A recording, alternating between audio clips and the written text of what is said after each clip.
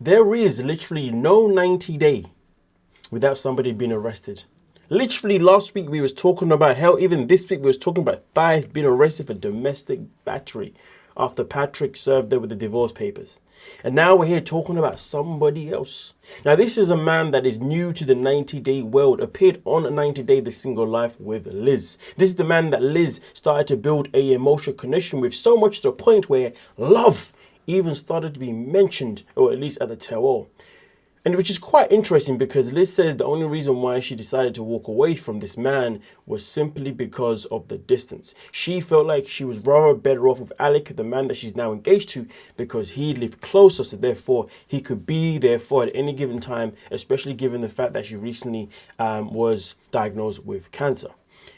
So therefore, she felt being with somebody closer to home was so much more better for her, rather than somebody that was so far away. But then at the tell-all, she contradicted herself when she then said that if Villa had been more honest about his feelings towards her, especially around the word love, then maybe she may have changed her mind, or maybe it could have been a different outcome. Said this literally in front of her fiance, Alec. What a simp. What a cock. Honestly, Liz will be Liz, and that's why nobody will ever like her. But nonetheless, though, let's get into this criminal record here. So, as reported to us by Starcasm, Liz Wood's ex Villa was arrested for DUI in Georgia earlier this month. However, Starcasm can exclusively reveal the arrest stemmed from an incident late last year. We can also reveal that this wasn't the first or second time Villa was simply much arrested. Also continues by saying Villa was arrested for driving under the influence and failing to maintain / improper lane change, in the Gwinnett County on May 9th.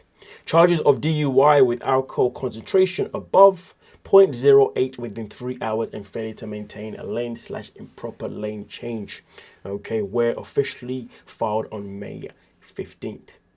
So let's continue.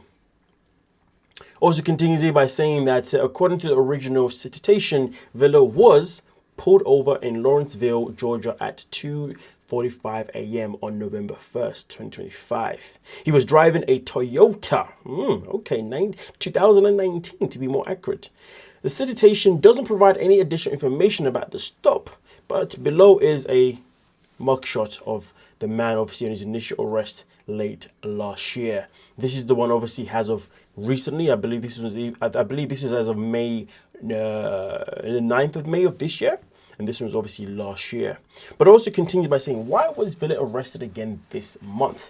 It is possible he submitted to a blood test and police received the results months later, resulting in a warrant and Villa's recent arrest. Starcasm is trying to find out more information. Villa posted his bond and is no longer in jail custody. There does not appear to be an upcoming hearing scheduled in the case at this present time. So maybe everything is clear, but again, this is at this present time. But also, as we dive into his prior felony arrests, as you see, it says that Villa was arrested in February 2023. Court records indicate he was charged with a felony count of entering an automobile or other motor vehicle with intent to commit theft or felony. So TLC, Sharp Entertainment, 90 Day Fiance, they couldn't do like a background check on this guy to see he had a prior thing. Hell, to be honest with you, I do believe nowadays when they bring people to the show, they literally go to the police records and say, okay, let's see who's been arrested before and let's see what they've been arrested for. You know what? We want you on the show. I'm starting to believe that's how they pick people to be on the show or accept people to be on the show. Either way, though, it continues here by saying that according to the arrest warrant, Villa did, with the intent to commit a theft, enter a motor vehicle, to wit a 1997 Honda Accord, the property of the above victim, by entering the vehicle through an unlocked driver's side front door to look for drugs. Interesting. The Gwinnett County Magistrate Court still lists the felony case status as pending.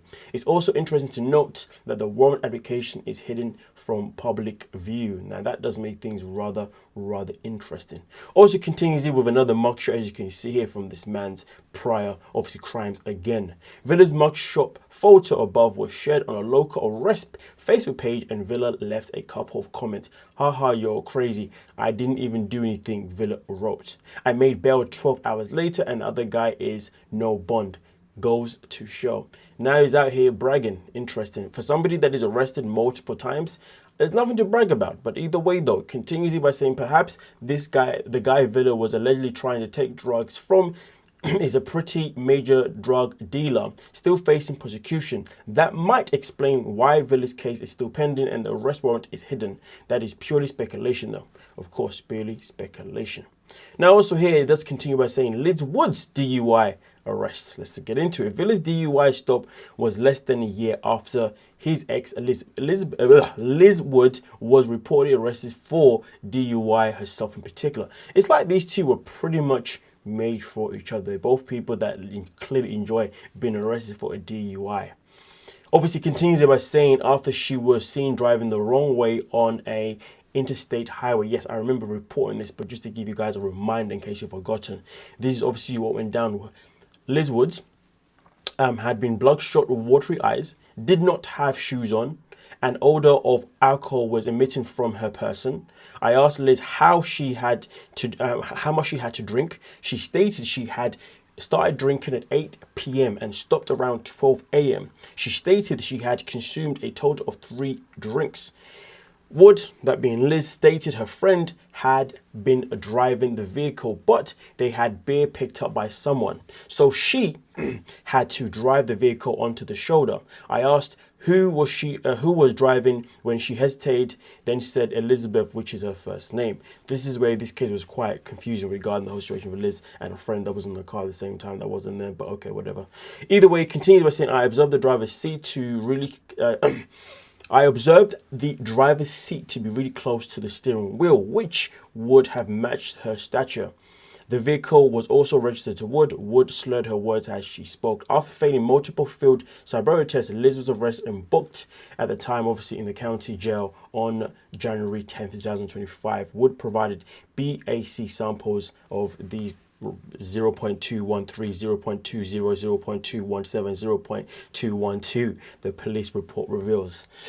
Ah, man, honestly, people just love to get arrested when it comes to the 90-day fiancé world. What the hell is going on, folks? Like I said before, I generally do believe the application form must say, do you have a prior arrest record? If you do, you're more likely to be accepted to show with a prior arrest record.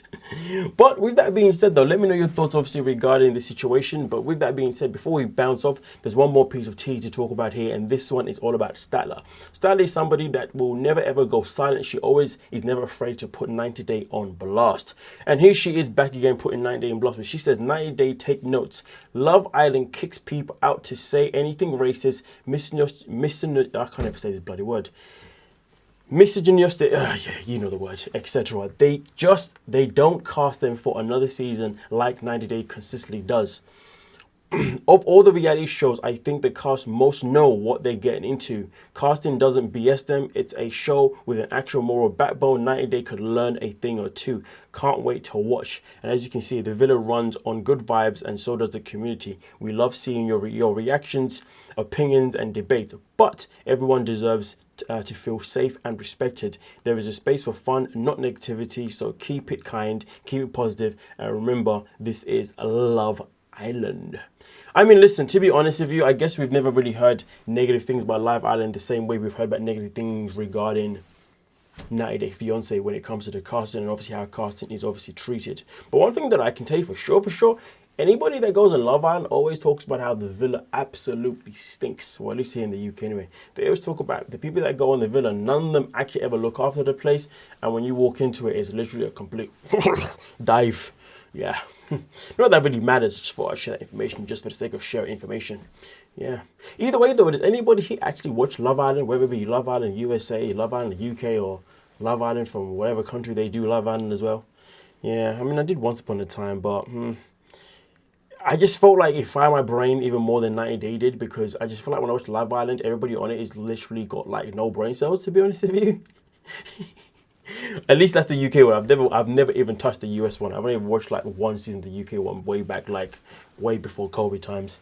Yeah, whether it's changed or not since then, I don't know. But either way, though, at the same time, definitely give me your thoughts on what Statler had to say here in this situation. But hey, folks, as always, make sure you subscribe, hype the video, stay tuned, and of course, we'll be back some more 90-day content, obviously, throughout the rest of the week. What?